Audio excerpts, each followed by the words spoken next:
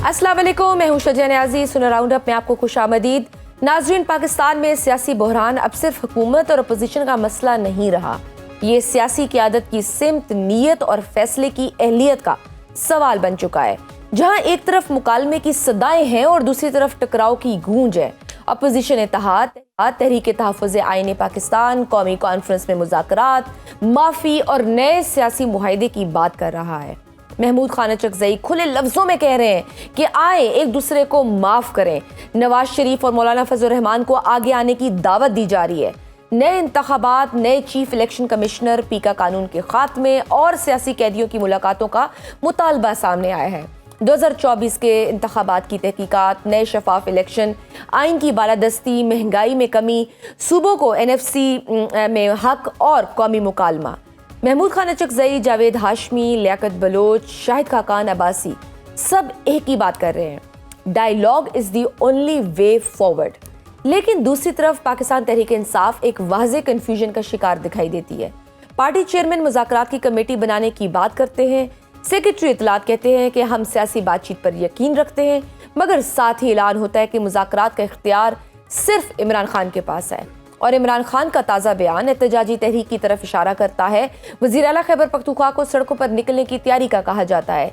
वहीं हुकूमत भी दबाव में है, मगर वाज़ेह है, no apology, no talks. Rana Sanaullah, Azam Nazir Tarar, Khawaja Saad Rafique सब नेशनल डायलॉग की बात करते हैं, मगर 9 मई एक रेड लाइन बना हुआ है। इस सब में तहरीक इंसाफ के साबिक रहनुमाओं का ग्रुप मुसलसल मफाहमत की काविशें करता दिखाई दे रहा है। फवाद चौधरी, इमरान इस्माइल और महमूद मौलवी एक जानिब कोट लखपत के कैदियों बिलखसूस शाह महमूद कुरैशी से मुलाकात करते हैं और उनका पैगाम लाते हैं कि वो भी मुज़ाकरात चाहते हैं। वहीं दावा किया जाता है कि हुकूमती वज़रा भी बातचीत के लिए तैयार हैं। और गुज़श्ता दिनों मुश्ताक मौलवी की जानिब से बड़ी खबर दी जाती है कि इस्टेब्लिशमेंट मुल्क की मफाद में सब कुछ करने के लिए तैयार है और PTI रहनुमा शाह महमूद कुरैशी जल्द जेल से रिहा हो जाएंगे। क्या मुज़ाकरात आखिरी मौका है? क्या तहरीक इंसाफ सड़कों की सियासत पर वापस आने का प्लान कर चुकी है?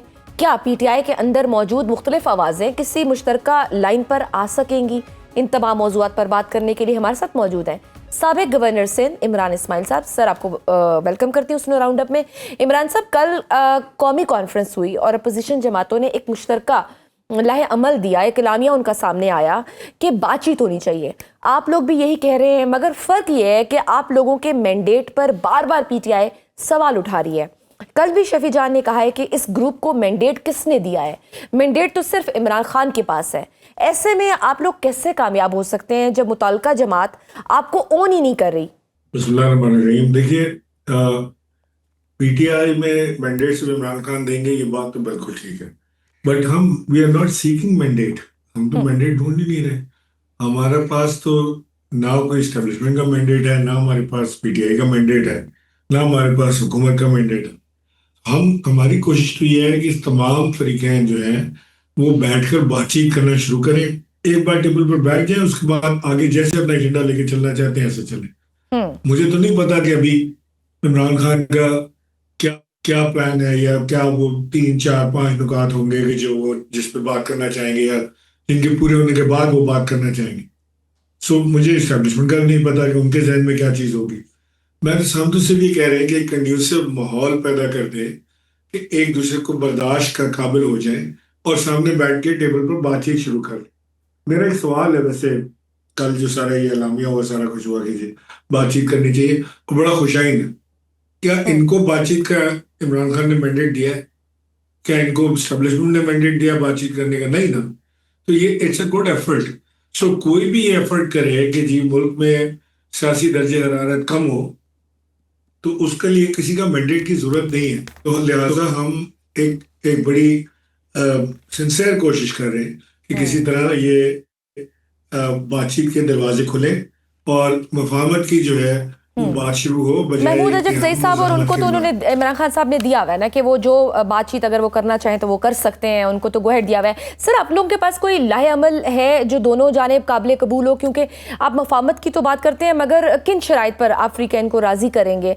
इमरान खान साहब को दूसरी जानिब देखें तो वो सामने नज़र आ रहा है, सज़ा पर सज़ा सुनाई दी जा रही है। अब तोशाखाना 2 में 17 साल मजीद सज़ा हुई, बुशरा बेबी तक को रिलीफ नहीं दिया जा रहा। फिर आगे 9 मई के हवाले से भी it's written on the wall, बड़ी सख्त सज़ाएँ सुनने में आ रही हैं। ऐसे में कोई फ्री कैसे मुज़ाकरात या मफाहमत की जानिब आएगा?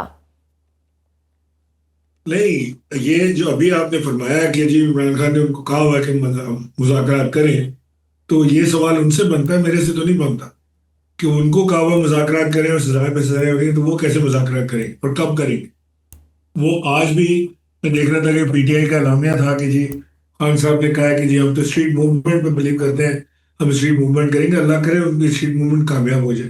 2 साल से तो नहीं हुई, कोई चीज ऐसी नहीं नजर आई कॉन्क्रीट की जिसके नतीजे में हम कहें कि जी हुकूमत पे बड़ा कोई प्रेशर बिल्ड किया पीटीआई ने। तो लिहाजा अपनी स्ट्रेंथ एंड वीकनेसेस को देखते हुए पीटीआई को फैसला करना चाहिए, पीटीआई को अपनी एक जामे हिकमत अमली बनानी चाहिए। ये सजाएं वजाएं तो होती रहती हैं, इनको छोड़े। ये नवाज शरीफ को उम्र कैद की सजा हुई थी, तो वो उम्र कैद तो नहीं लगी उनको, वो तो किंग मेकर बने हुए। सो लिहाजा ये सारी चीजें होती रहती हैं। असल चीज ये है कि हम किसी तरह तमाम लोग जो है एस्टेब्लिशमेंट, हुकूमत और पीटीआई एक टेबल पर बैठ सकते हैं कि नहीं। अगर इन तीनों में से किसी एक ने भी मना कर दिया कि जी हम नहीं बैठते, नहीं बात करना चाहते, तो ये किस्सा खत्म हो जाएगा। फिर जैसे जिसकी मर्जी वो करे। हमारी तो एक जो कोशिश है, ये बड़ी एक मुखलिसाना और एक समझ लें कि बड़ी मोहब्बत वाली कोशिश है कि किसी तरह ये टेम्परेचर नीचे आए, टेबल पर बैठे, बातचीत शुरू करें और उसके बाद जब ये स्ट्रेस पर राजी हो जाएंगे कि बातचीत शुरू करनी चाहिए, तो फिर ये अपना एजेंडा सामने रखें। आज तो ना हमने एजेंडा मांगा है, ना इन्होंने कोई मैसेज शेयर किया। क्योंकि अगर हम देखें फरवरी के इंतखाबात में क्या हुआ, इस पर तो तमाम सर्वे मौजूद हैं, इंतहाई मुतनाज़ इंतखाबात करार दिए जाते रहे तमाम सियासी जमातों की जानिब से और ख़ुसूसन पीटीआई की जानिब से, क्योंकि वो तो कहते हैं कि हमारी 2/3 अक्सरियत को अक़लियत में बदला गया है और इसमें कोई दो राय भी नहीं है। जब माहौल ये हो कि एक फरीक दूसरे को समझता हो कि ये जाली है, तो कैसे वो ऐसी हुकूमत को हुकूमत तस्लीम करते हुए मुज़ाकरात की मेज़ पर बैठ सकते हैं? आई एम जस्ट सेइंग दोनों तरफ से कि उधर सजाएं सुनाई जा रही हैं, उधर दूसरी पार्टी भी राज़ी नहीं है, वो कहते हैं कि हमें, और जबकि पीटीआई कहती है हमें बिल्कुल कॉर्नर्ड कर दिया गया है, हम क्या मुज़ाकरात करें, हमारे पास मज़ाहमत के अलावा कोई ऑप्शन नहीं रही। फिर तीसरी तरफ अगर हम हुकूमत का देखें तो ऑब्वियसली वो कहते हैं कि जी ये हमें जाली समझते हैं, ये हमें इस तरह उतना वैल्यू ही नहीं करते। देखिए, नंबर वन तो अब हुकूमत जो है वो मुज़ाकरात के लिए तैयार है।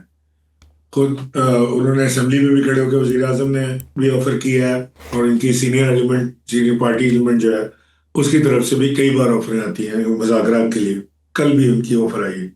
सो नंबर वन तो ये कि हुकूमत तैयार है। So let's not visit that area. अब रह गए दो। कल भी आपको हुकूमत की जानिब से कोई ऑफर आई है मुज़ाकरात के लिए? जी, कल भी आप कह रहे हैं कि आपको हुकूमती किसी की जानिब से ऑफर आई है मुज़ाकरात के लिए? That's what you are saying? अल्लाह साहब ने कल ही राना सल्लल्लाहु साहब ने दोबारा ऑफर किया है कि बैठे बात करें, हम तैयार हैं बात करने के लिए। एलामिया में कहा गया कि जी बातचीत करनी चाहिए, तो किसी से तो बातचीत शुरू करेंगे ना। तो बातचीत शुरू करने के लिए मैं समझता हूँ कि पीटीआई के पास एक जामे हिकमत अमली होनी चाहिए और उनको हर एक से बातचीत करनी चाहिए। वो हुकूमत से भी बात करें, वो पीपल्स पार्टी से भी बात करें, वो एस्टेब्लिशमेंट से भी बात करें, और वो हर ऑपोजिशन की जमातों से भी बात करें, उनको भी कॉन्फिडेंस में। पीटीआई ने बड़ा नुकसान उठाया माजी में बातचीत के दरवाजे बंद करके। हम पीएमएलएन से बात नहीं करेंगे, ये चोर है, हम पीपल्स पार्टी से बात नहीं करेंगे, वो चोर है। उससे पॉलिटिकल एलियनेशन हुई पीटीआई की। एक पीटीआई जो है पॉलिटिकल पार्टियों से बातचीत ना करके एक अलग जमात बन गई जो इन लोगों से बात नहीं करती, और जिसका मेरे ख्याल में पॉलिटिकल नुकसान भी पीटीआई ने। सर, फिर वो यही बात पीटीआई यही कहती है ना कि इनके पास क्या इख्तियार है फैसला करने का, क्योंकि एक मुलाकात तो ये करवा नहीं सकते, तो ये हमारे साथ हम किन बेसिस पे मुज़ाकरात करें। फिर दूसरा देखें तो हमने देखा है किस तरह से मौजूदा हुकूमत ने असम्बली से तरामीम को पास कराया। मखसूस नशिस्तों के फैसले के बाद पीटीआई की वैसे ही सियासी स्पेस ऑलमोस्ट ख़त्म हो गई है। अब 28वीं तरमीम की बात हो रही है जिसमें एक नए सेटअप की बाज़गश्त है। तो बज़ाहिर यही लग रहा है कि मौजूदा मौजूदा हुकूमत इस वक्त मुकम्मल तौर पर मुतमईन है, कंफर्टेबल पोजीशन में है, तो वो क्यों मुखालफिन को फिल वक्त कोई हम देख रहे हैं कि अपोजिशन कोई टफ टाइम भी नहीं दे पा रही हुकूमत को, तो हुकूमत क्यों मुज़ाकरात करने के लिए राजी होगी या इमरान खान को रिलीफ देने के लिए राजी होगी, जबकि सबको मालूम है कि इसका बराह रास्त असर उनकी हुकूमत पर पड़ेगा। देखिए, हर हुकूमत के लिए बड़ा जरूरी होता है कि जो पॉलिटिकल टेम्परेचर है उसको नीचे किया जाए। जो पॉलिटिकल टेम्परेचर हाई होते हैं, जो हीट हाई होती है, उससे हुकूमत वक्त को फायदा नहीं होता, नुकसान होता है। वो अपने काम नहीं कर सकती। जो अमेंडमेंट्स पास हुई हैं वो अच्छी हैं बुरी हैं, उसकी बहस को एक तरफ छोड़ दें। उसमें कोई पीटीआई के स्पेसिफिक अमेंडमेंट तो नहीं है। और जो कुछ भी सियासी नुकसान हुआ है या ये कह लें जमहूरियत को नुकसान हुआ इसके नतीजे में, तो सारी सियासी जमातों को हुआ होगा। सो लिहाजा मैं समझता हूँ कि हमारी जो ये कोशिश है, एक बड़ा बहुत ही मुश्किल और जाइगेंटिक टास्क है, ये कोई आसान काम नहीं है, और इसमें बड़े चांसेस हैं कि शायद एक हम कामयाब भी ना हो, लेकिन हम तो कोशिश ही कर सकते हैं ना। तो हम कोशिश कर रहे हैं। हमने पीटीआई के दोस्तों के साथ मुलाकात की, जो जेल में है उनसे भी मुलाकात की, जो बाहर है उनसे भी मुलाकात की, और वो पीटीआई के लोग, जो सीनियर लोग पीटीआई के, जो पुराने पीटीआई वाले हैं, वो सारे के सारे इस बात, मुझे कोई एक भी ऐसा नहीं मिला जो इत्तेफाक ना करे। वो सारे के सारे इस बात से भरपूर इत्तेफाक करते हैं कि मुज़ाकरात होने चाहिए, बातचीत होनी चाहिए। उसके अलावा हमें कोई रास्ता नजर नहीं आ रहा। अगर तो पीटीआई ने कोई स्ट्रीट मोमेंटम जनरेट कर लिया होता, वो कोई इंकलाब ले आते, इंकलाब तो नहीं ला सके, ना कोई स्ट्रीट मोमेंटम जनरेट कर सके।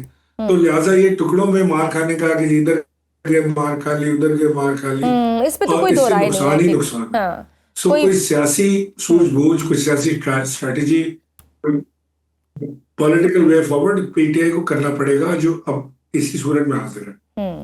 सर, नो डाउट कि आपके इंटेंशन पे कोई डाउट नहीं, और नो डाउट इसमें भी कोई दो राय नहीं है कि पीटीआई फिलहाल तक, अभी 2-3 साल हो गए, कुछ ऐसा कर नहीं सकी।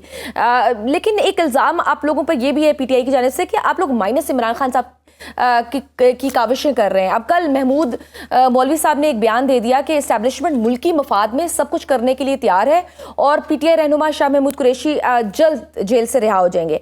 अब ये बयान अपने आप में सवाल ये उठाता है कि आप लोग पहले शाह महमूद कुरैशी साहब से कोटलखपत में मिले, अब उनकी रिहाई की बात कर रहे हैं। आपको नहीं लगता कि ऐसे अगर कुरैशी साहब रिहा हो भी गए तो वो मशकूक हो जाएंगे, वो कहेंगे कि शायद किसी डील के तहत वो आए हैं? And is he on the board as well? देखिए, मैंने तो महमूद मौलवी साहब का ऐसा कोई बयान नहीं सुना। आप बहरहाल आप कह रही हैं तो होगा कोई, या हो सकता है आपकी कोई गलतफहमी हुई हो। इमरान खान को पीटीआई से कोई माइनस नहीं कर सकता। पीटीआई है ही नहीं अपनी जात में कोई चीज। इमरान खान है और अवाम है, पीटीआई तो कोई भी चीज नहीं है। आज आप पीटीआई निकाल दें, इमरान खान पीटीआई बना ले, वो चलना शुरू हो जाएगी। वो सीटीआई बना ले, वो चलना शुरू हो जाएगी। तो ये तो इमरान खान का और अवाम का रिश्ता है ना, ये तो माइनस तो आप कर ही नहीं सकते। सो इसको तो भूल जाए। ये वो लोग बात कर रहे हैं -1 की, जिनके दिमाग में अकल है नहीं, भूसा भरा, कुछ समझ नहीं आ रही उनको। अरे भाई, हम तो ये कह रहे हैं कि इमरान खान साहब के पास शाह महमूद कुरैशी और दीगर दोस्त सियासी बसीरत वाले लोग जाएं, बेल होने के बाद, पेरोल बाहर आने के बाद ये जाके इमरान खान से बात करेंगे, क्योंकि ये वो लोग हैं जिन्होंने कुर्बानियां दी हैं, 2-2.5 साल से जेल में भुगत रहे हैं, और ये इस फ्रेम ऑफ माइंड में है कि हमें मुज़ाकरात करने चाहिए। ये इनका आइडिया है। वो जाकर बात करेंगे तो इमरान खान साहब को समझ आएगी, क्योंकि वो सियासी लोग हैं। जो अभी लोग जाते हैं, वो आप जो लिस्ट देख लें जिनकी जेल में जाके मिलने की ख्वाहिश होती है, जरा वो लिस्ट पढ़ लें, उसमें से मुझे मार्क करके बता दीजिएगा सियासी कौन है। हाँ जी, तो वो इटसेल्फ एक बहुत बड़ा सवालिया निशान है जो लोग वहां जाते हैं। बिल्कुल सर, लेकिन प्रॉब्लम ये है ना कि वहां से भी एक ट्वीट आ जाती है, आपकी सारी काविशें सिफर हो जाती है। हालिया ट्वीट में भी उन्होंने एहतजाजी तहरीक की बात की है, मज़ाहमत की, और सोहेल आफरीदी को स्ट्रीट मूवमेंट चलाने का कहा है, जिसका साफ मतलब यही है कि इमरान खान साहब भी यही शायद चाहते हैं कि अब मज़ाहमत हो। देखिए, इमरान खान साहब इस वक्त बिटर हुआ, और जाहिर है कि कोई भी होता तो वो बिटर होता। वो जेल में है, वो एक सेल में है, और वहां से जब वो उनको 10-15 दिन 20 दिन के बाद जब उनको कोई मौका मिलता है तो इस तरह की वो बात कर देते हैं। मुझे इनकी ट्वीट की ऑथेंटिसिटी भी नहीं पता। उनकी अपनी पार्टी के लीडर, चेयरमैन तक तो उनको रीट्वीट कर नहीं रहे। अब वो खौफ से नहीं कर रहा है या वो एग्री नहीं करते इस बात से, ये तो वही बेहतर बता सकेंगे। लेकिन बहरहाल अब सिचुएशन ये है कि एक बहुत मुश्किल वक्त से पीटीआई गुजर रही है, और ये जो वकला हजरात हैं, इनकी बड़ी इज्जत होगी कोर्ट में और इनके अपने प्रोफेशन में, लेकिन सियासी नाबालिग नहीं लोग। ये सुभान अकबर राजा एंड ऑल, ये सब सियासी वाले लोग नहीं है। ये तो इलेक्शन काउंसिल का भी नहीं लड़ सकते, ये किधर से पीटीआई लीड करेंगे। और जो अब उधर जो हो रहा है केपीके में, आप देखें सोहेल अफरीदी से बड़ी तवक्कुआ थी पीटीआई की कि जी वो आते साथ ही यूथ को चार्ज करेगा, बाहर निकल आएगा फला।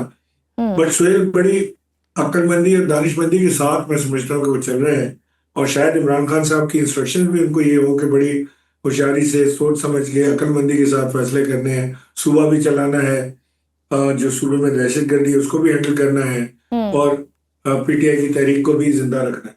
सो अब तक तो सोहेल अफरीदी मेरा ख्याल है कि अच्छा काम कर रहे हैं, लेकिन एक प्रॉब्लम है कि जो पीटीआई का जो सोशल मीडिया का ट्रोल है ना, वो बहुत जल्द अब सोहेल अफरीदी की भी ट्रोलिंग शुरू कर देगा। उनको तो एडवेंचर चाहिए।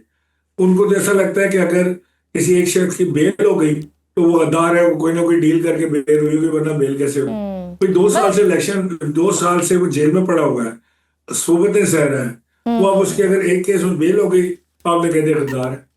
तो बहुत बड़े वफादार हैं कि पाकिस्तान से बाहर बैठे हुए, अमेरिका में बैठे हैं, पीटीआई का सोशल मीडिया एक तो बहुत बड़ा फैक्टर है, बिल्कुल एक मुश्किलात खड़ी करने के लिए। सर, पीटीआई और इमरान खान की बहनों को तो वैसे हुकूमत मुलाकात नहीं करने दे रही, आप लोगों से बातचीत अब हुकूमत कर रही है, तो आप लोग शायद इमरान खान से मुलाकात की इजाज़त लेकर उनसे मुलाकात के लिए चले जाएं। क्या ऐसा कोई प्लान आप लोगों का हुकूमत से डिस्कस नहीं हो सकता कि चले उनसे मुलाकात नहीं, कम अज़ कम चले एक अच्छा इन्वायरमेंट क्रिएट हो, थोड़ा ट्रस्ट भी डेवलप हो, मुलाकात करने की इजाजत दे दे? देखिए, अल्टीमेटली तो यही होना है कि हम जाके इमरान खान साहब से मिलेंगे। पहले हम क्या करें कि हम इस वक्त एक माहौल क्रिएट करें बातचीत का। हमने हुकूमत से बात की, हम पीपल्स पार्टी के पास जा रहे हैं बात करने के लिए, हम एस्टेब्लिशमेंट से बात करने की कोशिश कर रहे हैं, और हम पीटीआई से बात करने की कोशिश कर रहे हैं। तो हम पहले ये सारे हम अपना होमवर्क पूरा कर लें, उसके बाद हम जो मेन 2 लोग हैं उनसे बात करने की कोशिश करेंगे, जिसमें इमरान खान और एस्टेब्लिशमेंट। तो एस्टेब्लिशमेंट से कोई बातचीत हो रही है? क्योंकि ऑब्वियसली फ्रीक तो 3 ही है, यानी पीटीआई, इमरान खान, हुकूमत और एस्टेब्लिशमेंट। बातचीत हो रही है, बिल्कुल एस्टेब्लिशमेंट से बातचीत हो रही है, कोई मैंडेट वहां से मिलने की उम्मीद है?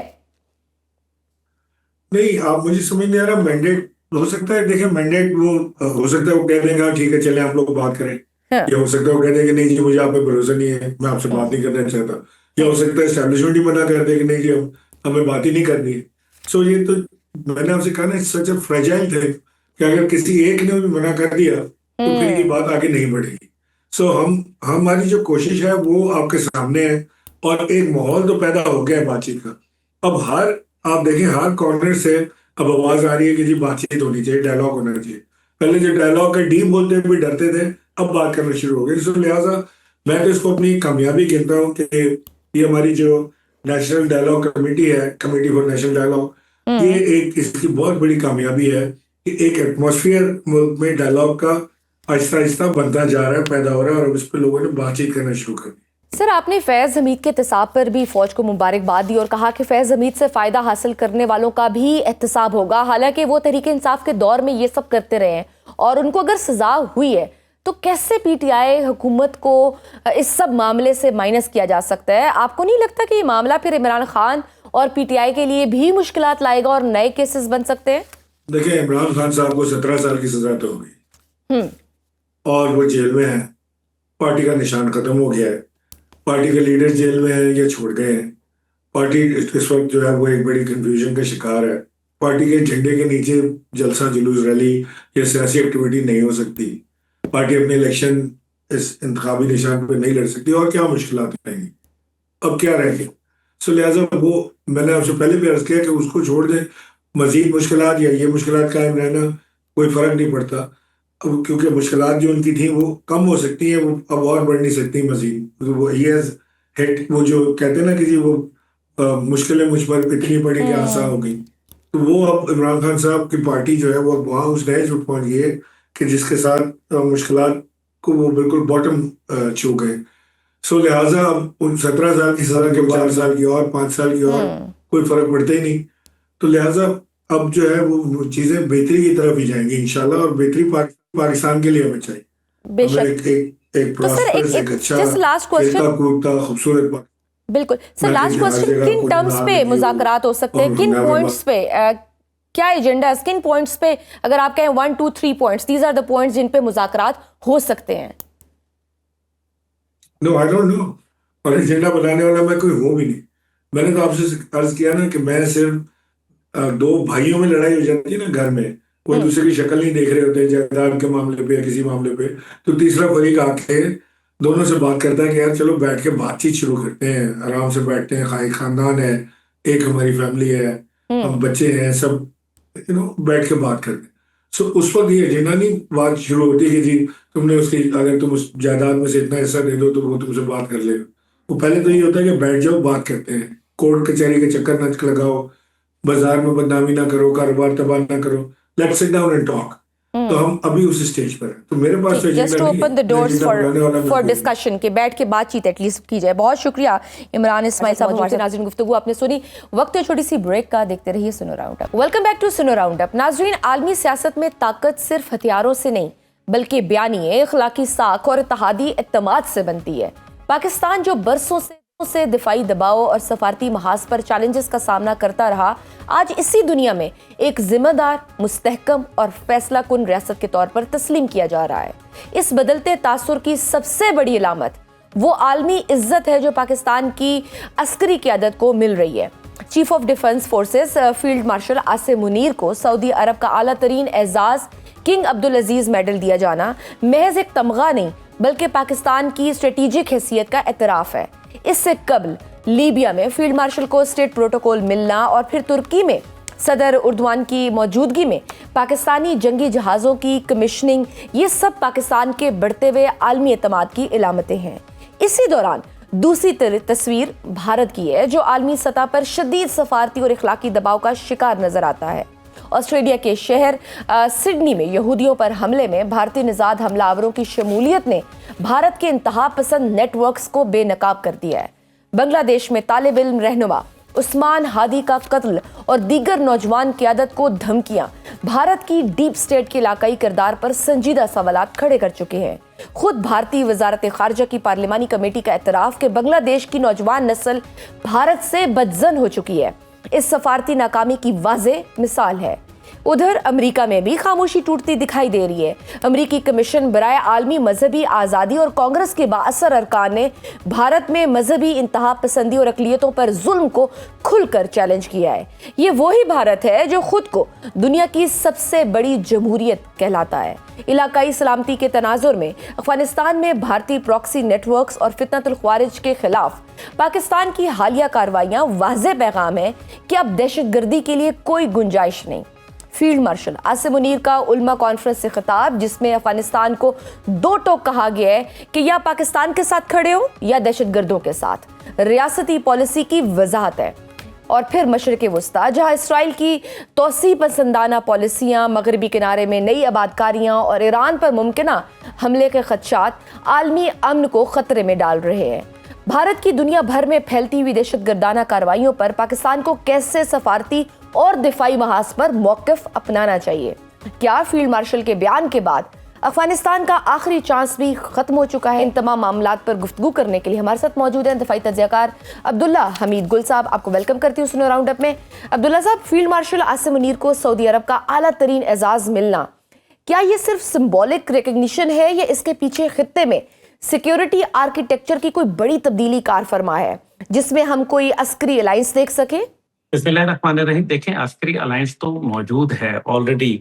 हमने दिफाई और स्ट्रेटेजिक पार्टनरशिप जो है सऊदी अरब के साथ की है, तारीख साज डील है, इसमें कोई शक व शुबा नहीं है कि ये पाकिस्तान के लिए बहुत बड़ा एजाज़ है।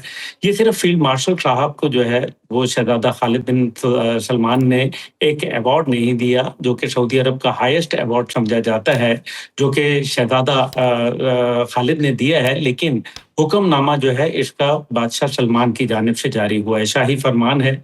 और ये मेरे ख्याल में एक बहुत ही अहम अवार्ड है। King Khalid award of excellent इसको कहा जाता है। तो मेरे ख्याल में जो एजाज़ है ये पाकिस्तान के लिए, पाकिस्तान की दिफाई और जो स्ट्रेटजी है, अफ़वाज पाकिस्तान की जो सलाहियतों को तस्लीम करना जो है, ये एक अवार्ड की शक्ल में मेरे ख्याल में ये पूरे पाकिस्तान की इज़्ज़त में इज़ाफ़ा हुआ है। दूसरी जानिब जो है वो आप देखिए कि आज ही के दिन में जो है वो वॉशिंगटन टाइम्स के अंदर एक खबर छपी है, एक आर्टिकल आया है, जिसके अंदर बाकायदा बताया गया है कि किस तरीके से बुनियानुल मरसूस के बाद पाकिस्तान की दिफाई हिकमत अमली को सामने रखते हुए अमेरिका जो है उसने अपनी एक पॉलिसी के अंदर एक शिफ्ट लाया है। और फील्ड मार्शल साहब का जो खाना था दोपहर का, जो एक अनप्रेसिडेंटेड था। इससे पहले डोनाल्ड ट्रंप साहब ने ऐसा किसी किस्म का दोहराना किसी भी आर्मी चीफ को माजी में नहीं दिया, किसी भी अमेरिकन प्रेसिडेंट ने नहीं दिया। तो ये एक मेरे ख्याल में ज़ाहिर है बड़ी एक अहम बात है। और ज़ाहिर है इंडिया, क्योंकि उनके साथ अब इसी आर्टिकल के अंदर ये भी कहना है कि क्वाड ग्रुप को मजबूत करना, भारत को वहाँ सामने लाना, ये अमेरिका की स्ट्रेटेजी का हिस्सा था। लेकिन जब बुनियानुल मरसूस हुआ तो साउथ ईस्ट एशिया के अंदर बतौर इंडिया जो नेट सिक्योरिटी प्रोवाइडर समझा जा रहा था, उसके ऊपर एक सवालिया निशान खड़ा हो गया। और साथ ही साथ जो है वो पाकिस्तान का मामला बेहतर हुआ। उसके अंदर फील्ड मार्शल साहब के हवाले से बात की गई है कि वो एक ऐसे शख्सियत के मालिक हैं जिन्होंने अपनी ताकत का लोहा मनवाया, अपने अमल के साथ, अपने किरदार के साथ उन्होंने अपनी शख्सियत को उजागर किया, न सिर्फ पाकिस्तान में बल्कि पूरी दुनिया के अंदर। दूसरी जानिब जो है वो ज़ाहिर है खित्ते के अंदर आपको मालूम है मशरिक़ी वुस्ता की सूरत हाल जो है वो काफ़ी तशवीशनाक है।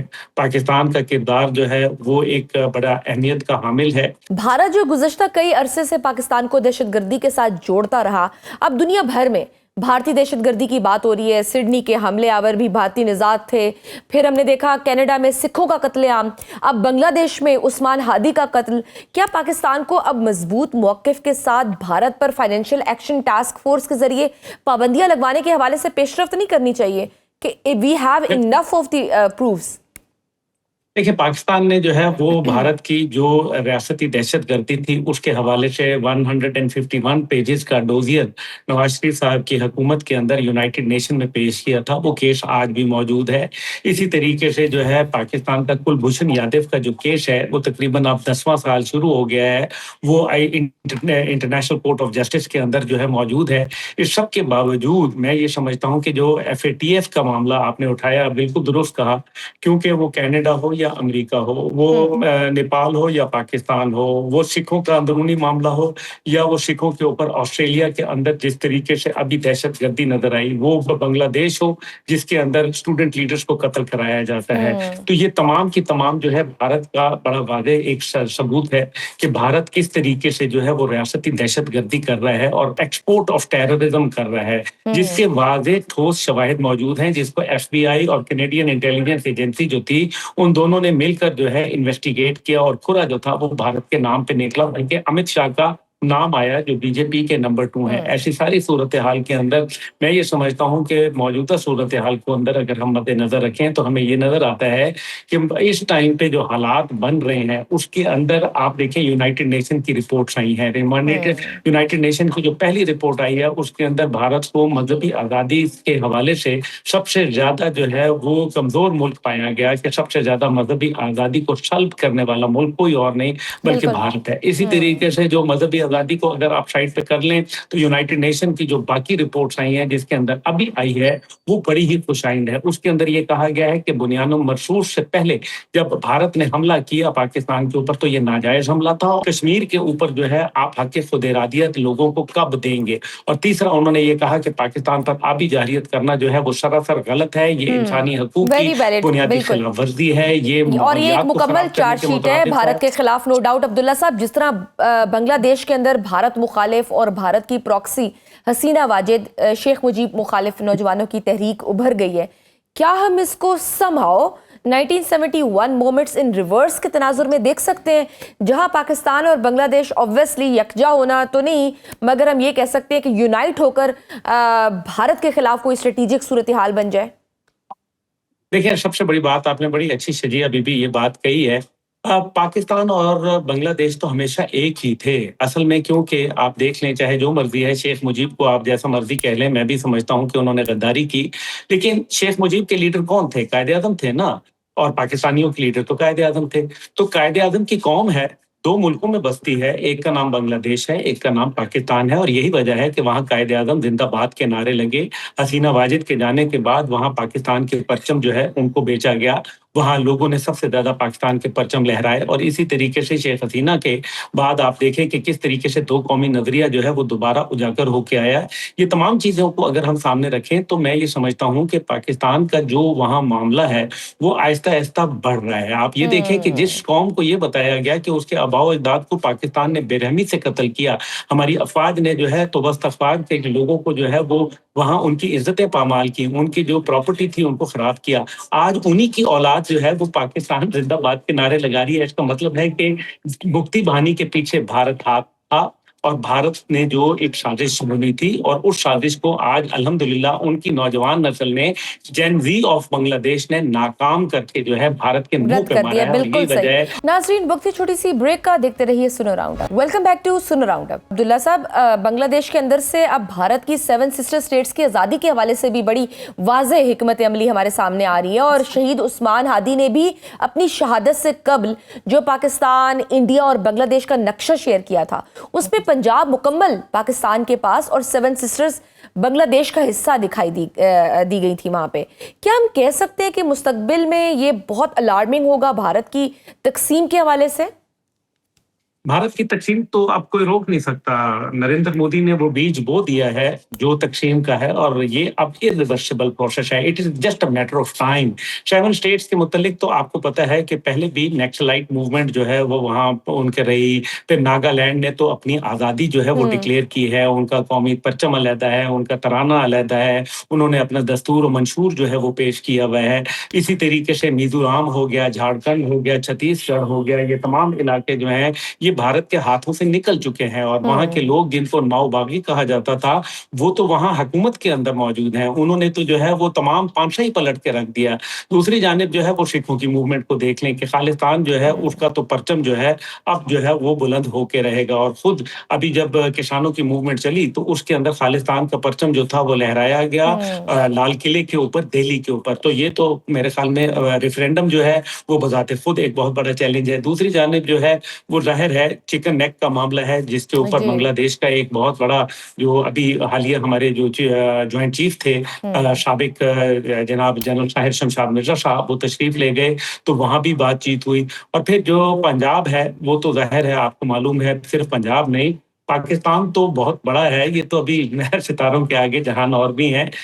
भारत जो है वो कौवा जो है वो है हर्ष की चाल चला, वो अपनी भी भूल गया, और इंशाल्लाह आप देखेंगे भारत को किसी दुश्मन की जरूरत नहीं है, उनके पास नरेंद्र मोदी जैसा तोहफा मौजूद है। बांग्लादेश में तो भारत जो भी कर रहा है, अफगानिस्तान में भी वो पीछे नहीं है। कुछ हल्के कहते हैं कि अफगानिस्तान अब एक प्रॉक्सी बैटलफील्ड बन चुका है, और सब जानते हैं कि भारत किस तरह से अफगानिस्तान के जरिए पाकिस्तान समेत दुनिया भर में दहशतगर्दी फैला रहा है। क्या पाकिस्तान को भारत से पहले अफगानिस्तान में मौजूद फितनतुल हिंदुस्तान के ठिकानों को खत्म करने के लिए अस्करी ऑपरेशन नहीं करना चाहिए? देखिए, बिल्कुल मेरा ख़्याल है कि ये हमारी बातचीत ऑलरेडी इसके ऊपर मिलिट्री एस्टेब्लिशमेंट जो है वो अपने बातों को देख रही है। मिलिट्री ऑपरेशन डायरेक्टरेट है, वो इस चीज़ को बिल्कुल इस चीज़ से वाकिफ़ है कि हमें पता है कि हमें धोखा दिया जा रहा है, और इस चीज़ का हमें इल्म है कि ये वक़्त जो लिया गया, जो दोहा कॉन्फ्रेंस के ज़रिए लिया गया, या बाद में जो है वो इस्तांबुल के अंदर मुज़ाकरात का बहाना बना के किया गया। असल में भारत जो है वो अपने जितने भी वहाँ दहशतगर्द बैठे हुए हैं उनको रिलोकेट करना चाहता है, उनके ठिकानों को तब्दील करना चाहता है, उनको मजीद इक्विपमेंट देना चाहता है, उनको सरफेस टू एयर मिसाइल देना चाहता है, उनकी ट्रेनिंग को करना चाहता है। लेकिन याद रखें कि भारत की ट्रेनिंग जो है वो काम नहीं आएगी इंशाअल्लाह ताला। पाकिस्तान को ये तमाम बातों का ये पहले से इल्म है। पाकिस्तान जहाँ से भारत की सोच शुरू होती है, पाकिस्तान जो है वो अल्हम्दुलिल्लाह इस बात को बहुत, मतलब दूसरे लफ्ज़ों में ये कहा जाए कि जिस स्कूल में भारत पढ़ता है पाकिस्तान उसका हेडमास्टर है अल्हम्दुलिल्लाह। सही है। तो इसलिए ऐसी कोई बात नहीं है। मेरा ख्याल है कि ये बात बिल्कुल दुरुस्त है। हम देखते हैं पाकिस्तान भी नौरोज तक का इंतजार कर रहा है। नौरोज के बाद जो जश्न बहारा होता है, उसके बाद सूरत हाल अफगानिस्तान में भी तब्दील होगी और मेरे ख्याल में इंटरनल एक इम्प्लोजन जैसा सूरत हाल अफगानिस्तान में पैदा हो सकती है, क्योंकि वहाँ जो 27% ताजिक हैं उनकी नुमाइंदगी उनको वहाँ नहीं दी गई, जो 11% जो अहले तशी लोग हैं उनको वहाँ नुमाइंदगी नहीं दी गई, और पश्तून आबादी के अंदर भी आधे से ज्यादा लोग जो हैं जो काबुल से बाहर रहते हैं या जो भारत के तसल्लुत को पसंद नहीं करते, जो कि बिल्कुल सही। बुत परस्त नहीं बल्कि बुत शिकन की औलादों में से हैं, वो भारत की बात को बिल्कुल वहां पसंद नहीं करते। और मेरे भारत ख्याल से में मिलता जुलता, भारत और अफगानिस्तान से मिलता जुलता एक और करैक्टर भी है, वही सेम माइंडसेट है इसराइल का, जो मुसलसल अमन मुआहिदे की खिलाफ वर्जियां भी कर रहा है। और अब तो इसराइली हुकाम की जानिब से मगरबी किनारे पर यहूदी बस्तियों की आबादी की भी इजाजत दे दी गई है।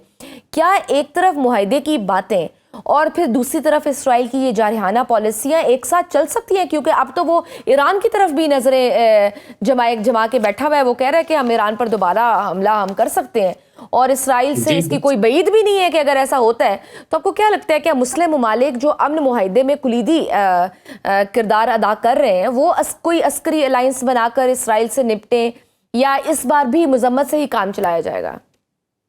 देखिए, फिलहाल तो कोई मुझे ऐसा अलायंस जो है वो सामने नजर नहीं आ रहा। कतर के अंदर भी जब कॉन्फ्रेंस हुई थी, कतर पे हमला जो हुआ था, जिसकी मैं शदीद अल्फाज में मजम्मत करता हूँ, पाकिस्तान ने भी की, लेकिन उसके बाद हमने देखा कि अमेरिका ने कतर से माफ़ी मंगवाई इसराइल से। ये भी मेरे ख्याल में एक बड़ी अचीवमेंट थी। लेकिन दूसरी जानिब जो है वो इसराइल का बढ़ता हुआ तसल्लुत जो है, और इसराइल जो किसी भी माहदे की खिलाफ वर्जी करना अपना फर्ज ऐन समझता है, उसको अगर हम मद्देनजर रखें तो हमें पता चलता है कि जो 20 नुकाती एजेंडा पेश किया गया शर्म शेख के अंदर, उसके ऊपर तो इजराइल मुनकिर है। और ये बात मैं गालिबन आपके साथ पहले भी कर चुका हूँ कि ये इजराइल कभी नहीं मानेगा। इसने पहले भी जो मुआहदा किया था उसके अंदर 3 स्टेजेस का मुआहदा था, लेकिन जब पहले ही स्टेज के अंदर जब कैदियों का तबादला हुआ तो इजराइल ने जो है वो मुआहदे की खिलाफ वर्जी कर डाली। अब ये जो शर्म शेख का भी मुआहदा है उसके अंदर फलस्तीन तो कहीं भी शामिल नहीं था।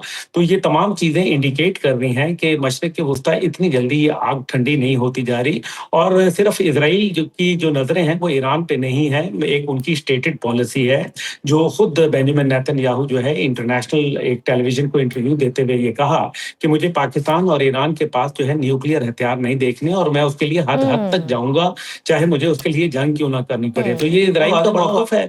मेरे ख्याल में उन्होंने अपनी एक स्टेटेड पॉलिसी डिक्लेयर की भी है, and we should be very very vigilant about it, because Israel के जो ट्रेसेस हैं वो बलूचिस्तान में भी पाए जाते हैं। उनकी बकायदा एक साजिश थी। आप अभी ये देखें ऑस्ट्रेलिया में जो कुछ हुआ उसके अंदर बकायदा इजरायली अखबार जो था जेरूशलेम पोस्ट, हाँ जी, उन्होंने भी इसी तरह प्ले अप किया। बिल्कुल बिल्कुल हुकूमती अखबार है ना, वो उन्होंने ये शुरू किया।